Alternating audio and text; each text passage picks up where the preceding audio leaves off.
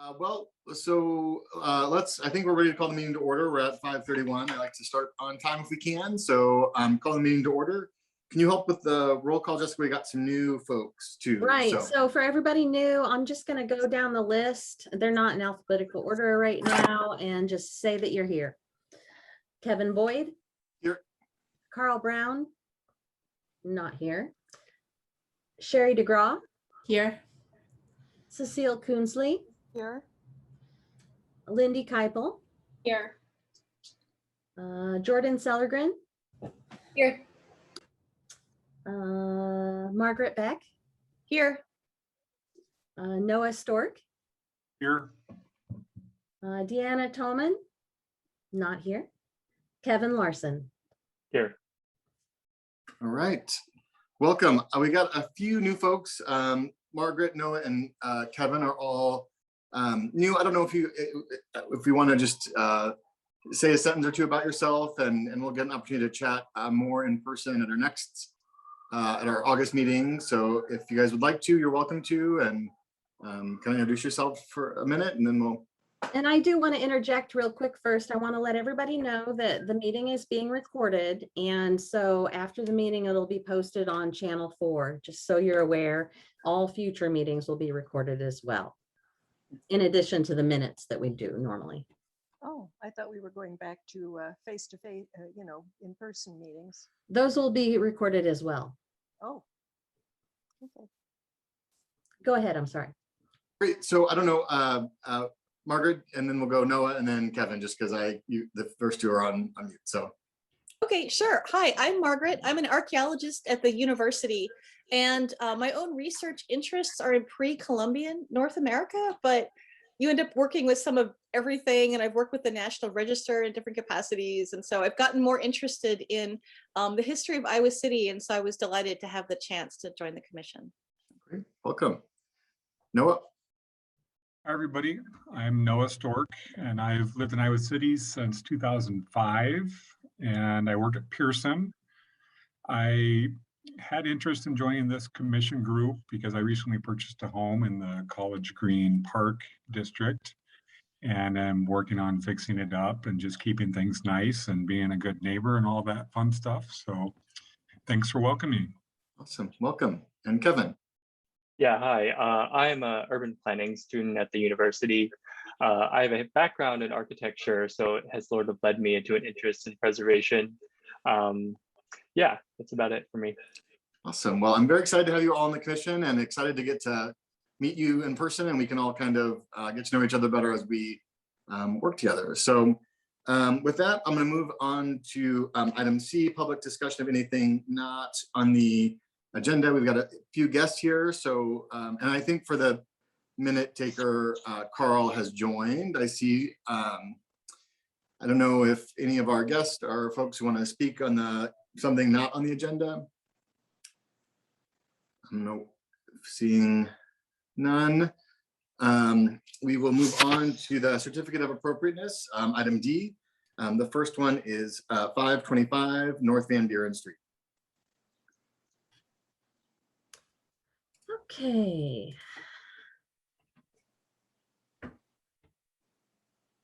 I'm trying to share my screen, but I just lost all visuals, so bear with me just one second.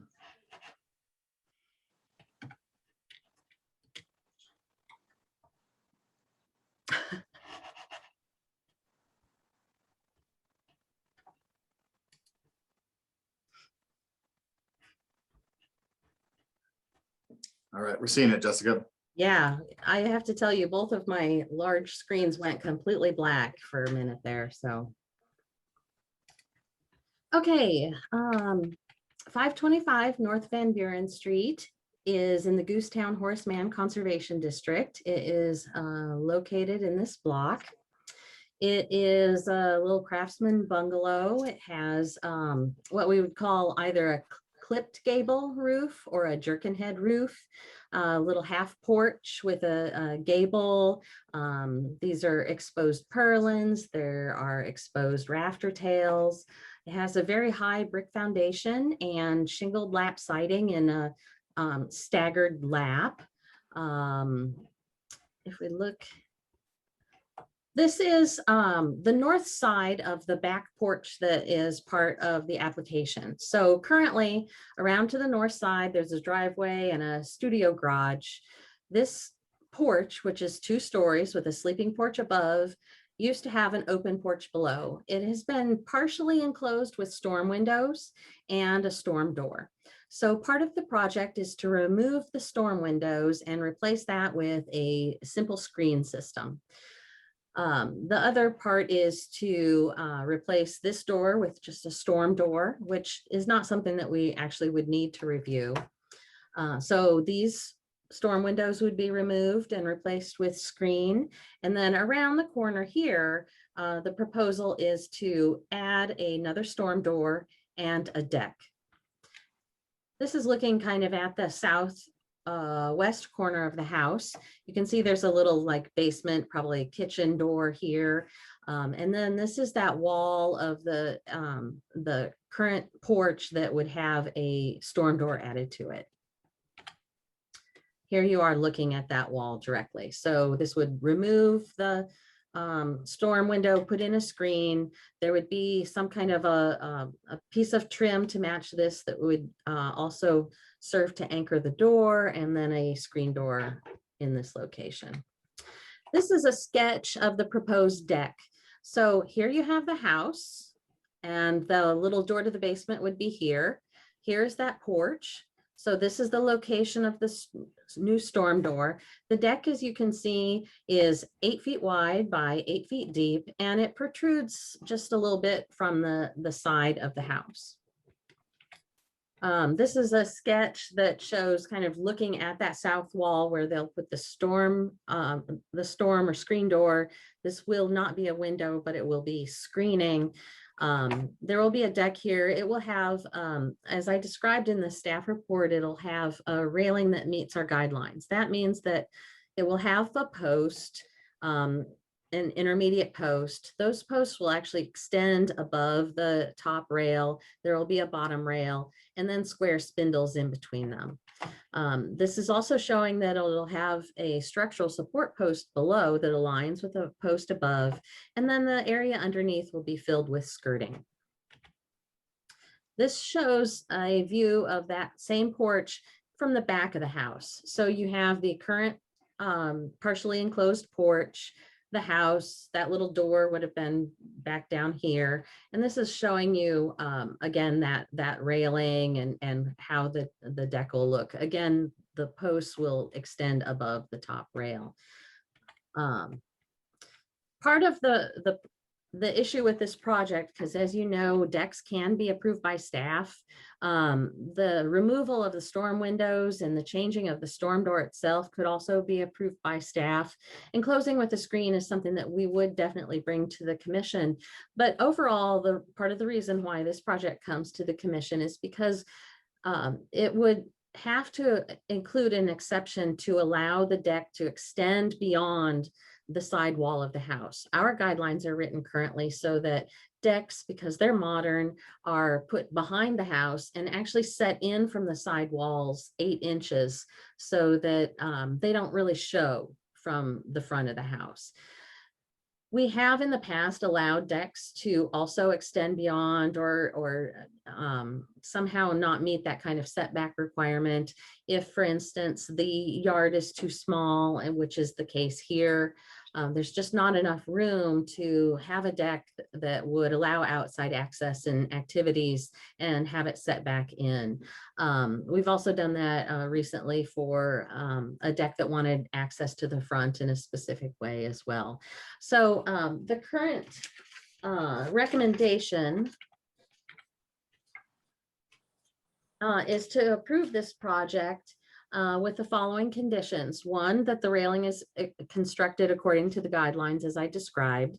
And I only add that because the sketches don't show that. And that any added stair that they might want to include to provide access to the backyard directly from this side is put on that back or west side of the house. But otherwise, staff finds this an appropriate addition and acceptable for the commission to approve.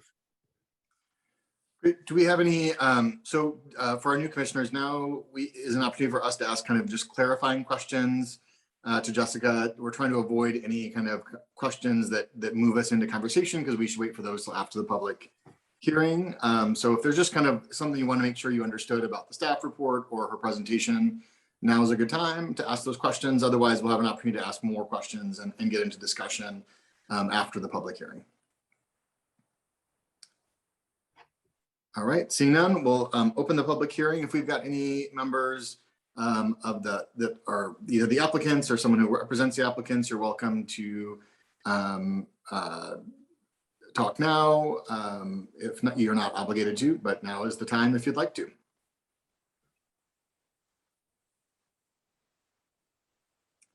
Katie, if you're trying to talk, I think you might be on mute.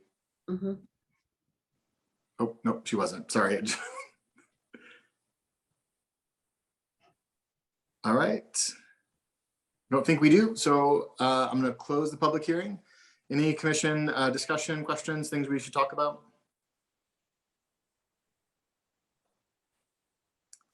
All right. If there's not, I'll entertain a motion. I can do it. Thanks, Sherry. DeGraw, I move to approve a certificate of appropriateness for the project at 525 North Van Buren Street as presented in the staff report with the following conditions. The railing is constructed to the following guidelines. Any added stair is located on the west side of the deck. And do we have a second? I will second. All right. All in favor, say aye. Aye. Aye. Aye. Any opposed?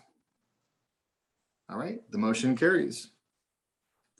All right, on to the next certificate of appropriateness at 716 Bloomington Street.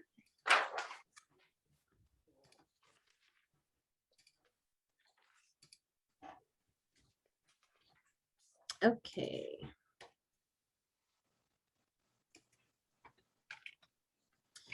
"716 Bloomington Street is in the Goosetown Horseman Conservation District. It is located here. This is a photo showing it currently. Recently, and maybe a couple years ago, the owner was approved to restore some of the details of this deck, and some of them are there. This is an older photograph that shows what that kind of looked like. I'm sorry, I'm trying to go back and look. I didn't realize that I couldn't see any wait list people while I'm actually sharing my screen and presenting. So I apologize for those of you who waited a while, but I'm trying to go look at that too. So this shows that originally this porch had kind of some Gothic or even Gothic revival details in the way these little brackets work. And you can just barely see that the side porch had some of the similar details. A previous owner had removed the columns completely and had altered this rear porch so that it currently looks like it does now, with some kind of paneled columns, a little bit of a paneled balustrade below. It's almost partially enclosed as it is. And so that porch has really already been kind of rebuilt and reconstructed.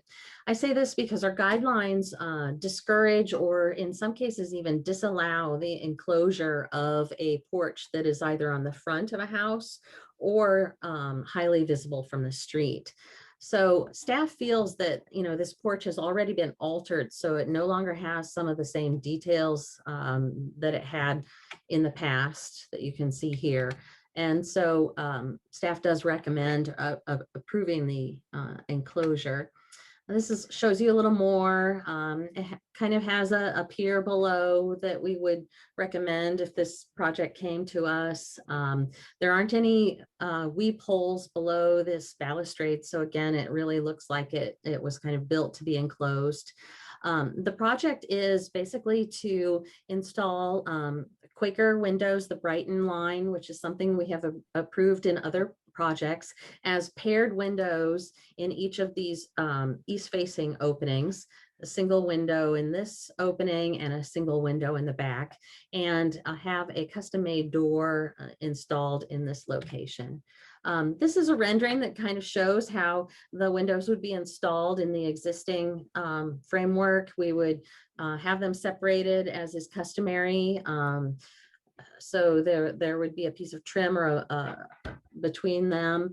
The one thing I don't know, and the contractor is here, so maybe he can actually answer this question a little bit later, but currently it shows that this window in the back corner on the north side has a raised sill according to others, and I couldn't tell that that's an existing condition or not. And so I didn't know if there was an alteration or if that is really the way it is. This shows a mock-up of the proposed door. And I think that basically staff recommends approving this project again, because the fact that the porch has been altered, it would not need to be altered further in order to enclose the porch. Yeah, and except for the question about the existing window, there are no other conditions. Great. So any quick clarifying questions for Jessica? If not, we'll open the public hearing, starting with any members that are any people representing the applicants or the applicants themselves. Hi, I'm Andy Martin. I'm the contractor on this job. And the idea is to, replicate the existing trim on the windows as closely as we can to match and proportion and all that stuff. And then on the back, the way I have it drawn, those drawings are crude, but on the back there, the opening sizes are what is existing. So there are two smaller windows, or one smaller window and a. Okay. And then the door is just a best guess estimate as to what they would want to do there. Like Jessica said, it is going to be custom built, so I'm not exactly sure what it'll look like, but I can't imagine it'll be brown. I didn't realize it was brown on the drawing.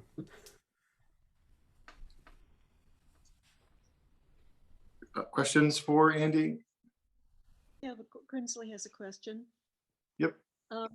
Is the smaller window, the shorter window, shorter for a reason, or why wouldn't it be made to match the new screen depth that's coming in? That's the way it is now, and the homeowner wanted me to just do it the way it was. So I'm not sure if there's a reason for that or not, because I wasn't involved in that project.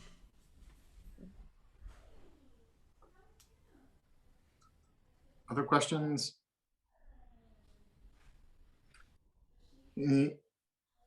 All right, thank you, Andy. You got anything else for us, or no? It looks like you're good. Okay. Any other members of the public want to talk about this particular item? All right, hearing none, we'll close the public hearing. Any commission discussion? I was curious, this is Carl Brown. I was curious about one thing. As I'm reading this, it says that there's a portion that were approved to be recreated in 2019. So the side porch that they're looking to enclose, was that an approved recreation of the side porch? No, actually, what they were approved before was just on the front porch, because all of the detail had been removed from the front porch and it was just 4x4 posts for quite a while. There has never been a project on the side porch since it has been in a district. So the Goosetown district was a more recent district, and the side porch changes were made before the district was created. Understood. Thanks. Great. Any other discussion? I think what Cecile was getting at is if it's the window on the north, the shorter one, if it were to be made to the same height as the neighboring window, that would look better. If they wanted to think about that and change it, I would recommend it.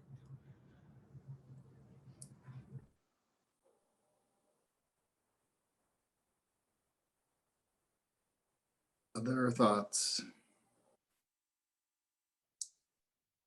If not, I don't know if we're ready for a motion then.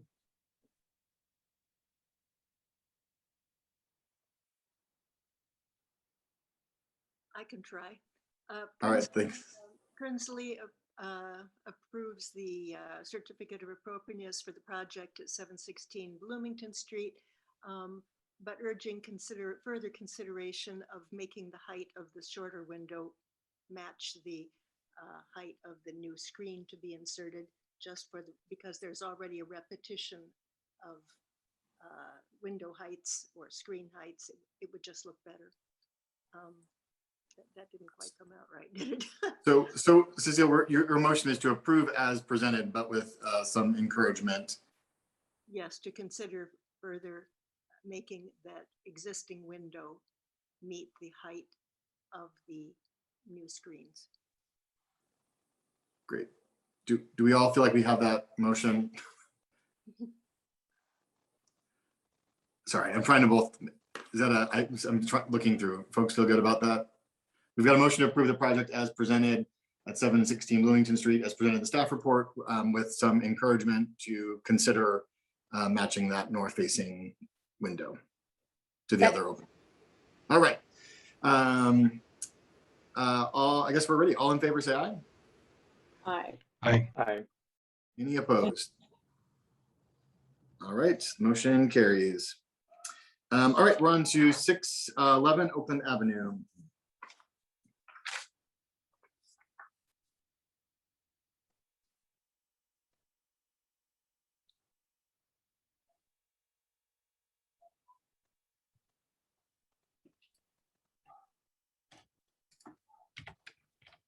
Okay, 611 Oakland Avenue is in the Longfellow Historic District, located right here.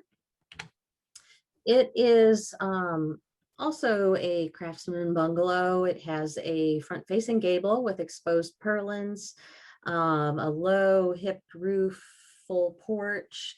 It has a dormer on the side, their exposed rafter tails. This property is, however, clad in probably an aluminum siding. It has an attached garage. From my evidence, I don't think that there has ever been a detached garage on the alley, like all of the rest of the properties on this block. I think it's always been attached, and it is a historic garage.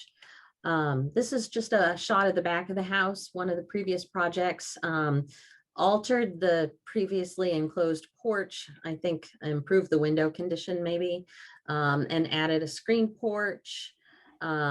This is the back of the garage. Here's another shot of the back of the garage.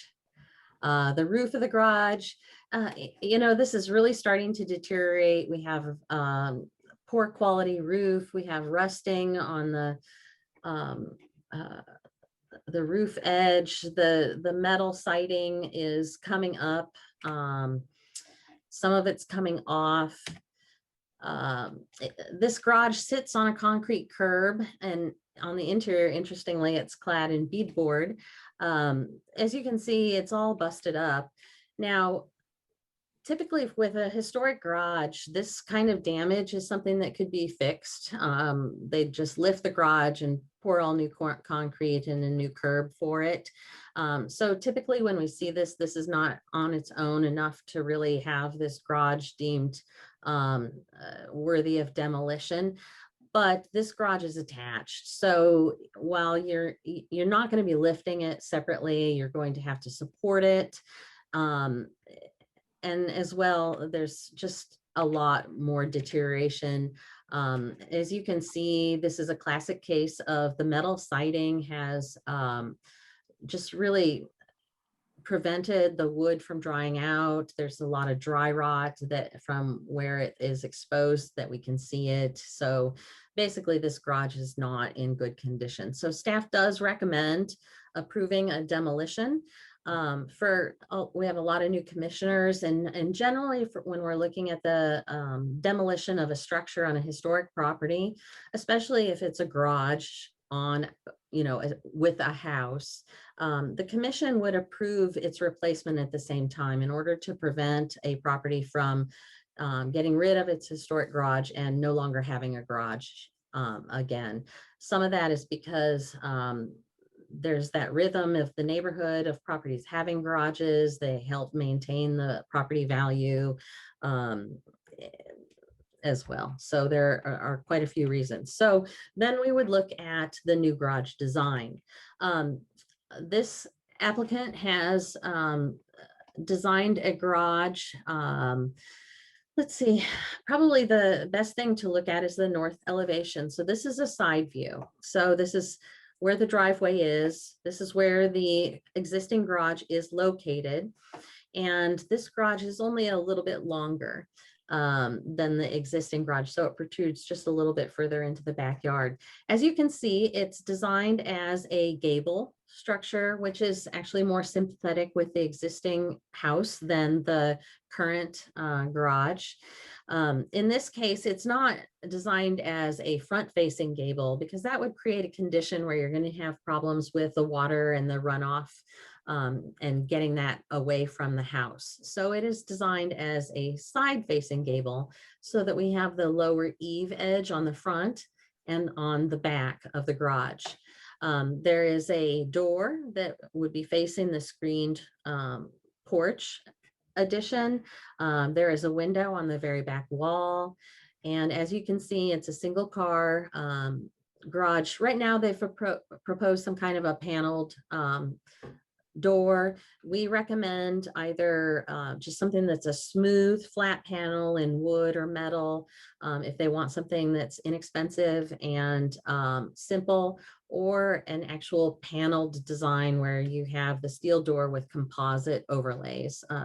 We don't tend to approve just a pressed steel door with fake panel like you can see in a lot of the suburbs. So this design is sympathetic with the house. We have some exposed rafter tails that you can see peeking out here. The proposal at this moment is to see what the lap and the trim detail is going on underneath the current metal siding and match that in the garage. With all of the projects where we're dealing with a house that's clad in some kind of synthetic siding, if we can match the original so that in the future, if an owner wants to remove that, it already matches, that's what we want to do.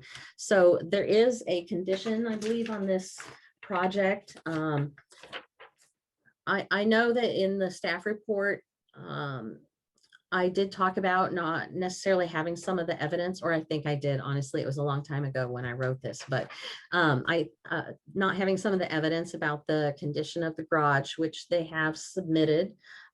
So staff feels that has been satisfied, but otherwise the condition that the siding and trim is reviewed by staff is basically something where we coordinate with the contractor to make sure we all understand what we see when it's exposed. And they have also not submitted the door and window product information as the other project had.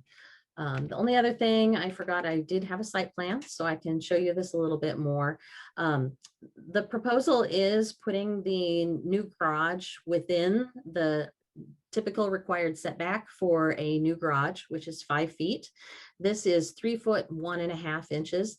That corresponds to the existing garage's setback, and the applicant has already gone through the process to get a minor modification to allow this to move forward. So they've been doing their due diligence. The proposal will also put in a new driveway. Right here, they're proposing asphalt. I don't know that the commission has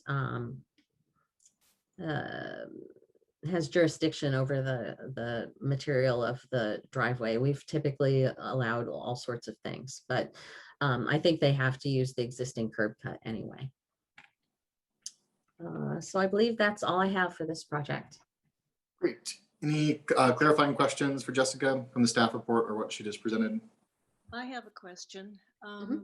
When was the garage built? When was the house built? Because none of the houses on that street has an attached garage. So I'm wondering why, if they're going to demolish this garage, they wouldn't build a garage that was more consistent with those of the other houses on the street. There's no house that has an attached garage that I can think of. Sure. And there's no entrance from the garage to the house. So what's the reason to have it where it is? So the house was built between 1920 and 1925, and the garage shows up on the 1933 Sanborn Fire Insurance map. So it was in place at least before 1933. So that's why we believe it's the only garage that's ever existed on this property. The reason for keeping the attached garage, I believe, and I'm gonna go back and look at the site plan here. I believe it was only because of the fact that it is currently attached, and I think that there might be some future consideration for changing that to have an interior entrance, but I don't know that otherwise. They did not have any desire to have the garage in the rear corner of the yard. But stylistically, historically, it doesn't fit the rest of the. Cecile, I feel like we're getting into discussion, and I want to wait to do that so we have a chance to hear from the property owner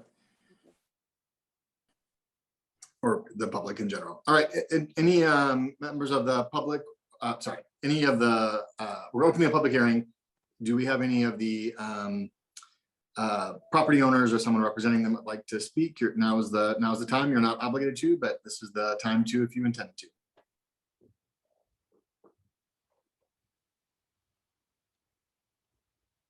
All right. Does not look like we do. So I'm going to close the public hearing. Commission discussion. Well, I've This already is- said what I have. Yes, I know. Yeah, Cecile, I don't, part of what we do is preserve the history of what we know is there. And for some reason, by 1933, they had a garage on the front, and, we're trying to help them make a workable version of that, of what was there originally. And it just seems like that, it's like what our guidelines suggest. I know it's unique and different, but it's kind of what I believe what our guidelines would tell us to do, which is, if there's something that is unique but different to the neighborhood and historic, we should approve it. And for me to understand, so essentially, as we look at this, the residence was built in the 20s. The attached garage existed by the 30s, and so whenever this was declared historic, the garage itself was also older than 50 years, and therefore part of the historic structure as it existed when declared historic. Do I understand that correctly? Yep, that's my understanding too, Carl. Okay, so then in their presentation, they're maintaining that the historic structure as we defined it at the time. Yes. I think this is a case where the historic nature of the garage is trumped by its aesthetics. And that it is, I would certainly move to approve the replacement of it, especially given the design. I think it looks very nice with the design of the house. Yep. Do we have, well, before we make, I feel like you started making a motion there, but I want to make sure the commission Informal. has an opportunity to talk before we move the motion. Any other commissioners have thoughts?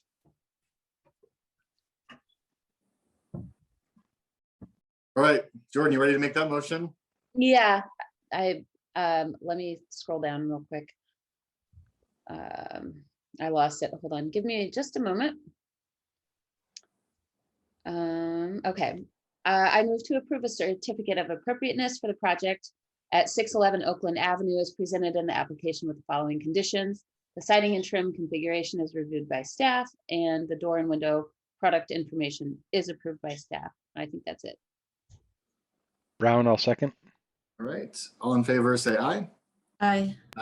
Aye. Any opposed? I guess I'll say no. Okay, all right, the motion carries. Kunzli, wait, Did Cecile, did you vote no? Yes. Okay. I was just getting ready to say, yeah, right, perfect. Okay, on to the certificate of appropriateness for 324 Fairchild.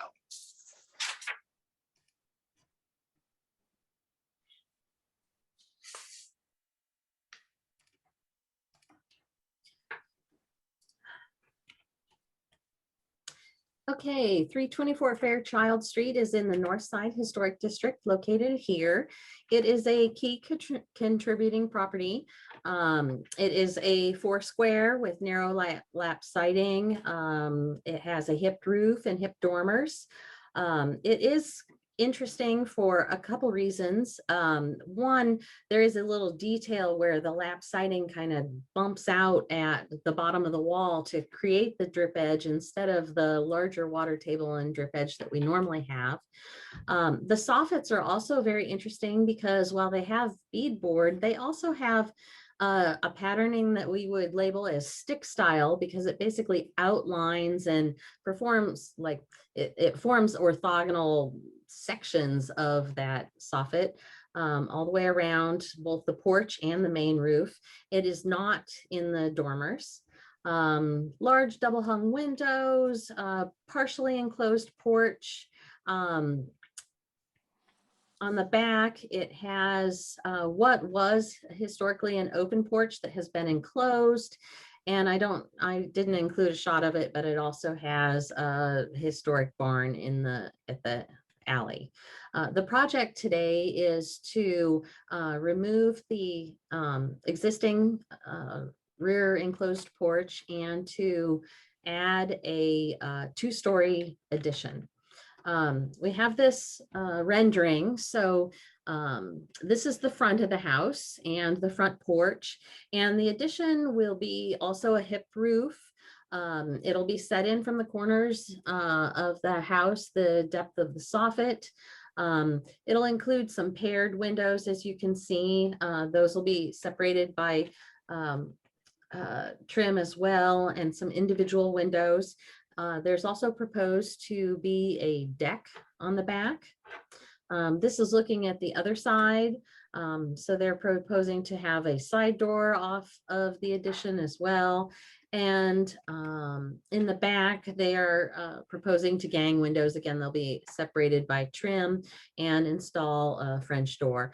The ganged windows on the second floor do tend to lend themselves towards looking like a sleeping porch, like you see on the second floor of a lot of the additions on 4 squares such as this. There are, the siding would match the lap. I had a couple other questions that have been alleviated here. Let me see if I can, well, I don't know where that went. I had a diagram that showed the depth of this addition in comparison to the neighboring houses, because there was some discussion during the development of this design of making sure that the addition was in scale with the house. And I don't know, for some reason I didn't get it into my PowerPoint today, but it basically showed that this house was, the addition was going to put it at an equivalent depth to the houses to the west of it. The house to the east is completely different, so it doesn't really share any similarities. But so we've made sure that the addition is set in from the corners to preserve the 4 square form. The roof line would match. We would match the lap and the siding and the trim. Staff does recommend that the special details that we saw in the front of the house, like the stick style and the soffit, is not replicated in the new addition, partly just to really emphasize that difference between the addition and the original structure, as well as terminating the bottom of the wall in a more simple manner instead of having the same kick out as the existing house has. Let's see if, let me check here and make sure there was anything else. Oh, there was some discussion of the window patterning. And frankly, it looks like, you know, we've pulled the windows away from the corner, more similar to the original structure. We have aligned the windows, or we will align the windows between the floors, top and bottom. As you can see here, there is a pattern of paired windows already on the original house too. And this is also a project where the window and door product information has not yet been submitted. So the recommended motion does include the fact that so this recommended motion included changing the details as written about in the staff report, and that included the siding detail at the bottom, the soffit detail, and making sure the paired windows are separated, but that the window and door product information will be submitted and approved. Great, thank you, Jessica. We may need that motion up before when we're Yeah, ready to go. if Slightly you different guys than- prefer me to leave it up, I can just do that. That's fine. Yeah, we can, any clarifying questions for Jessica? I think this counts as a clarifying question. Well, I noticed that in the drawing, the roof line isn't really reflected. So will the roof line be will it match the like kind of gentle curve out to the edge that's currently there? Yeah, it would be recommended. Staff would definitely recommend that this kind of kick out that we have instead of just the straight slope is also there. It would solve any problems with the connection between the roofs, because if you had one that just went straight up, it wouldn't hit the existing roof properly. So it would be recommended to include that kick out at the bottom of the. I do remember you saying that now, sorry. No, I didn't really say that, so that's fine. Oh, okay. I have a quick clarifying question about the rear outbuilding. That probably dates to what, around 1900 based, I mean, that's a guess, I guess, but I'm wondering, there's no, can we take it for granted that there's no interference with the building? I mean, is the rear outbuilding also something on the property that would be preserved? And I'm assuming there's no reason to think this construction would harm it or change it in any way. Yeah, it would, it is definitely considered part of the property that we would regulate, and the owners know that we want to keep the barn.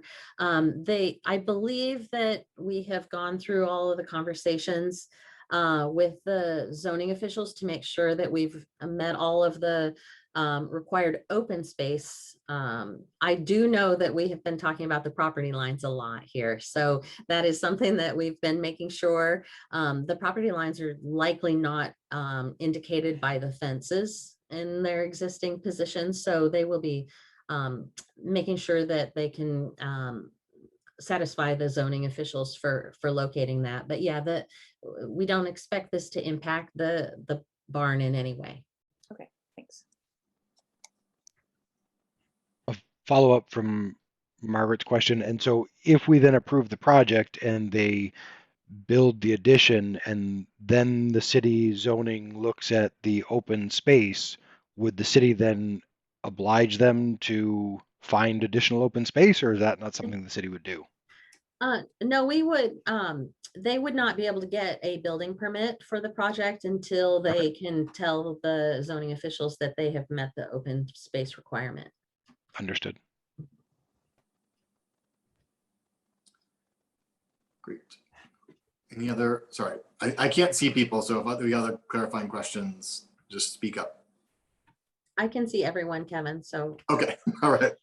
If we have no more, then we'll open the public hearing and opportunity for the property owner or someone that represents them to go first. Again, you don't have to speak, but if you'd like to, now's the right time.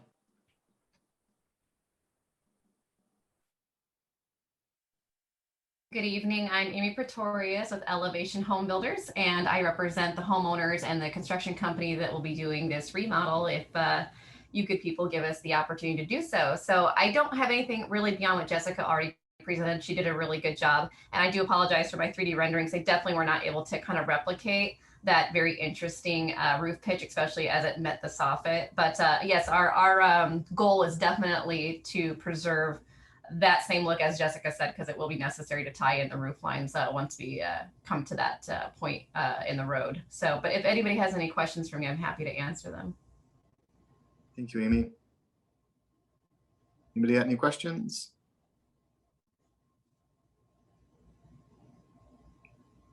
Great. All right, do we have any other members of the public who want to speak on this particular item?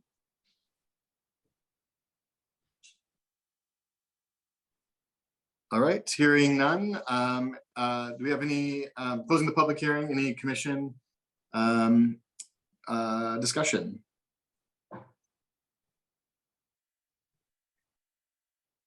All right, if not, I will entertain a motion. This is Brown. I'll move to approve a certificate of appropriateness for the project at 324 Fairchild as presented in the application, including the staff recommendations regarding the siding, soffit, and paired windows with the following condition. Window and door product information is approved by staff. DeGraw, second. Great. All in favor, say aye. Aye. Aye. Aye. Any opposed? Right, motion carries. Thank you. All right, on to item E, report on certificates issued by chair and staff. There's only a few right now. We had a certificate of no material effects, simple roof shingle replacement on this built as an apartment building at 430 East Jefferson Street. We had 1 or 2 staff reviews. 930 East College Street, they are installing they're removing this pressed steel door that we would not be able to approve, and they're just putting in temporarily a flat, smooth panel door. They do plan sometime in the future, once they're done with the house, to install carriage house doors that they will go through the approval process for. 515 East Davenport Street is an interesting historic house, and it's just getting its roof shingles replaced. Since they changed from this kind of old school 3-tab to modern architectural shingles, that it's a minor review. 317 Fairchild Street. We've had lots of past projects, including a rear addition on this house. This portion is the rear addition, and they are installing a radon mitigation system in this location with the rest of the equipment. And that's it. Great, on to item F, consideration of can you maybe go back so we can see each other? Do you mind? Yep. Just like seeing everybody as we. Awesome. Great, so we have consideration of minutes for our June 10th meeting, 2021. Did anyone have any edits? If not, does someone want to make a motion?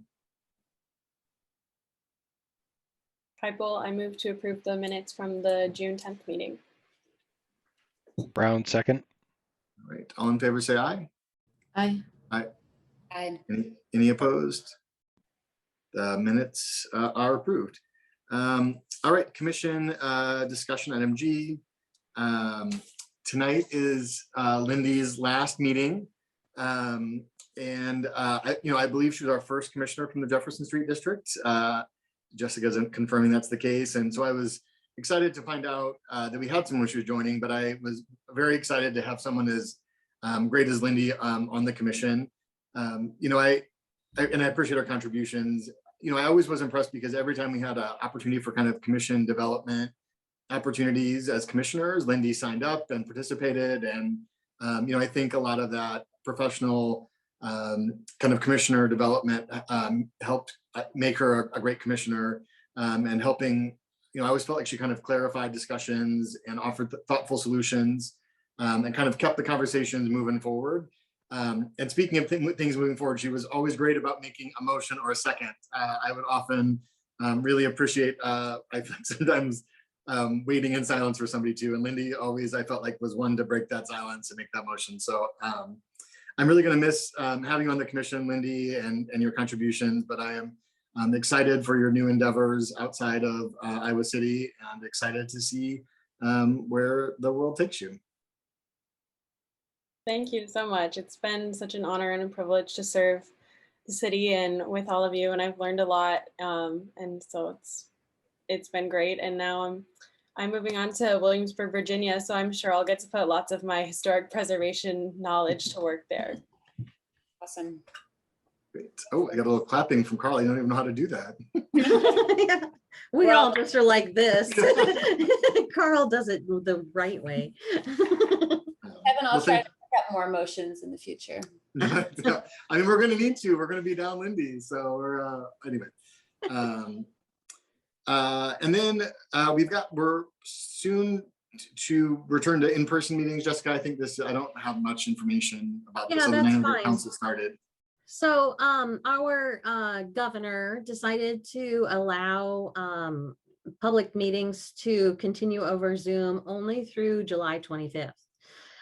So we need to assume at this point that any meetings that we would have after July 25th will be back to in person.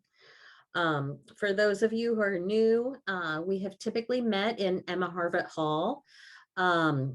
Partly because of the fact that it has good acoustics and recording. I don't have to do a whole lot as far as that goes. We don't get a lot of public, but when we do, there's space for them. It makes us just a little bit snug sitting around up on the dais. So right now, staff is thinking that we will return there. You know, if not everyone's comfortable in sitting all up around like that, or if somebody's not vaccinated or whatever, we can spread out throughout the space a little bit more. But yeah, we want you to be aware that now we're being recorded and put online automatically. They'll cut off everything before the meeting and everything after the meeting, from the opening to the adjournment, but then we'll probably go back to in-person meetings. Yeah, so if anyone wants to have any comments about that, well, this is during the discussion moment, so we can talk about it if you'd like. I do have some announcements otherwise as well. So August 12th will be at City Hall. I think we should assume that right now. Now, if it changes or something, we can let you know. There's no option currently for people to connect differently. They don't have that kind of capability, or so I've been told. I had a question about that. Is that something that the city will consider for the public to be able to join virtually if they want? I don't think right now that they are thinking about that, but that would be a question more for the city clerk. They kind of decide those things for us. It has been interesting because we've had a lot more public joining. I mean, it seems like it since we've been virtual, but we'd have to have some kind of a monitor to show them, and yeah, I'm not sure how they would do that right now, because right now we project the one thing, which is our slide presentation, and not, visitors live online. So Just to put it on the record, although I'm excited to return to in-person, because I like the little microphone and the spinny chair and the officiality of it all. Accessibility is a huge issue for, commissioners now and in the future, as well as the public. And I hope that the city takes into consideration how accessible it's been for the past year, and how public input is important, and we want to welcome it. So whatever we can do to make that possible would be really great, I think. Yeah, Jordan, I echo your statement. I agree. I also, that one of the city councilors joined the first meeting via the phone at the last meeting. So I don't know if that is an option for folks in the future, if they're perhaps, unrelated to COVID, but under the weather and maybe, but can participate, just want to be cautious about, the spread of a cold or whatever. I think they're, or, is out of town, but can make themselves available during that time. I just think we should get, and encourage the city to get us some clarification on commissioner participation remotely, even if it's not a video conference.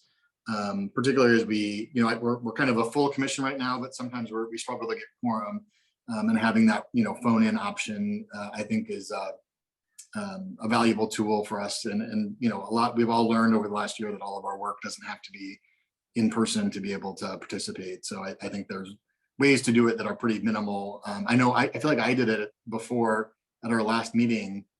I had traveled, for our March meeting, I had traveled to Detroit and was very under the weather, and I was like, this thing's coming, and I don't want to be the case zero here in Johnson County. So I called in to that first meeting in March, the last meeting we did in person. So I just want to be, maybe we could ask the city clerk for some clarification on that. I understand the logistics of a video monitor, but thinking about a phone tool particularly for commissioners, but potentially for the public as well.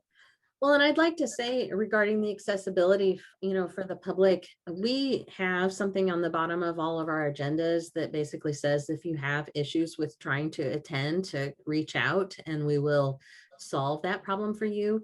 Frankly, no one ever has. So I don't know, what would happen. You're supposed to give enough time so that we can figure out, the first thing I would do is go to the clerk's office and ask them how they propose to solve that issue. So there might be ways that they can make it more accessible, but you have to speak out as a member of the public to request that at this point. And I think what Jordan's talking about is something that's just more generally easy to do as far as accessibility goes. Across the board of all organizations. Yeah. Really, it's just, I think we've just learned that it's something that can be done and therefore should be done. Yeah. So. Kevin, as we continue to learn how the emojis work, we can let Ed speak first because he raised his hand, and so Ed, great. if you want to go ahead and I'll go after you. Yeah. First of all, I'd like to thank everybody from Iowa City and you.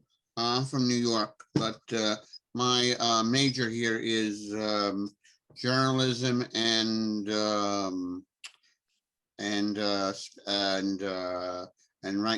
writing. So I'm from New York University, and I'm also joining my fellow publicists over in Iowa University. So we are doing we're doing a thesis on cities and historical landmarks, and I thank you very much for giving me this for giving me a thesis, as well as my fellow journalists from Iowa University. Thank you, Ed. My other part was to I'll lower my hand, was to also say that, as someone who works an hour away, I live here in Iowa City, but I work in Muscatine, and it has been wonderful from time to time to know that if I can't leave work until 5 o'clock, I can join the meetings via Zoom audio, at least while I'm driving. So yes, definitely, if there's a way to make sure that commissioners can call in if needed, that would be appreciated. Can I ask while we're on this, do folks feel comfortable, the city council meeting at the senior center, because it provides space for them to spread out and not sit very close together? Obviously, if we're in the Harvard Hall in August, it's going to be, there's more of us, and space. And so I just want to make sure that if that's our route, I just want to give folks an opportunity to express concern either now or individually later if they don't feel comfortable. But I just, want to make sure that folks feel comfortable, and if there are things that they want us to consider as we're staff to consider as we're managing that, I think now is a good time to address it. So we've got some time to think about how to approach that. Well, I don't know, we can't require people to be vaccinated, but it would be helpful to know if everyone is vaccinated. That would affect one's degree of comfort level for the venue that we meet in. Yeah, I mean, I'm vaccinated and happy to share that. I don't know if others feel comfortable or not. As am I, and I would happily wear a mask if it was, I know we can't require, I don't think, can we? There's no mandate. No. Okay, but mask, if you want me to, I will. I mean, I will volunteer that I am also vaccinated, but I'm volunteering that. I mean, I don't actually feel comfortable asking anyone if they are, in part because I know that's related to, potentially sensitive health conditions. So I think maybe, masks are fine with me if that's what people would be more comfortable with. Maybe for the first one, we. Yeah, I don't think we can mandate any of it. And obviously, as the members of the public come in, they can mask or not mask. And if people want space or have concerns, we should just talk about them. That's I might be doing some painting that week. I'll be sure to shower. Yeah, now suddenly we all need to be a little bit more clean than we might have been for a meeting. I do have one other thing when we're done Yep, with this. Yep, I think if anyone has any concerns, feel free to reach out individually to either me or to Jessica, and we can make sure that we folks feel safe and comfortable in our next meeting or our August meeting. Yeah, so, and that would be the key. Oh, go ahead, Carl. No, I was just going to say, Ed, I followed up your comment with my own, but I failed to acknowledge. It's exciting to hear that you're doing a thesis related to Iowa City and our designation. So we will look forward to your thesis and whatever. My thesis will be coincide with the University of Iowa. So they'll also be doing a similar thesis, as well as NYU. That's exciting. Okay, so I'm also writing a book about it too. Awesome. Great. Jessica, I know you had another item related to our upcoming meetings. Yeah, I am going to inquire whether or not we can have a special meeting. We had one project that I was not able to get ready for this a current meeting. They had applied on the deadline date and we just had too many. And so we have that project, and we have another one that's come up since then that's timely. They want to have get through the process as soon as possible. And so I am hoping that we can schedule a special meeting. Now, I'm also hoping that because of the in-person thing, we can do it before the 25th so that we can do it through Zoom. Currently, our awards program is scheduled for what we would normally use as the date, the Thursday, the 22nd. I don't know if we're on track to continue with the awards on that date. I'll reach out tomorrow to everybody. We'll see. So I am proposing right now that we have the awards at 5:30 p.m. on Wednesday, the 21st. I need 6 people. Sorry, Jessica, you want to move you want the meeting on the 21st, not the awards on the 21st. Correct. I want the special meeting to be on Wednesday, the 21st at 5:30 p.m. And it would just be 2 agenda items. We won't even approve the minutes. It's just just that. Yeah, we won't do any of the commission and chair stuff. So it'd be like we'd meet, open public hearing, approve these 2 items or not approve them, and then end the meeting. Yeah, we would have to have that moment where anybody from the public could comment. Yeah. If you feel like you definitely could do that, could you please show your hands or something? Okay, say 1, 2, 3, 4, 5, 6. Okay, so we can at least have a quorum. That's all I need. And we have a few people not here, or one person not here who maybe can come or not. We'll have to see. So I'm going to go ahead and schedule that right now. So go ahead and put it on your calendars, 5:30, Wednesday, the 21st. I will get the agenda published, but it's probably not going to be a week ahead. It'll probably be like a few days ahead or so. Great. Do we need to convene about the Historic Preservation Awards at all, or are we good? Or I'll just reach out in the morning to everybody with an email. As far as I know, Jordan, you're the only one who has completed a script and recorded it and moved on. I think that everybody else still has to finish the scripts. And I personally have not created a PowerPoint in any way at all. And I do need to do that. I also haven't notified any contractors or anything. So there are a few things. I learned today that recording a script at home is really hard because you aren't looking at the camera, you're looking at your script, and it's difficult. So there's some kinks to work out. I'll let you know if I have any tips, if you plan on doing it at home. You can always do it with Ty. I might. Okay. Anything else? I think that's it on discussion stuff, right? Anyone? We really aren't supposed to. Okay. Commission information. This is just kind of meant for one-sided updates. Anything that people should know? All right. Looks like we don't. And then that means we're ready for adjournment. Do I have a motion to adjourn? Michael, I move to adjourn the meeting. Brown, second. All right. All in favor, say aye. Aye. Aye. Thanks. All right. Yep. The motion or the meeting is adjourned. Thank you, Lindy. Thank you, everybody.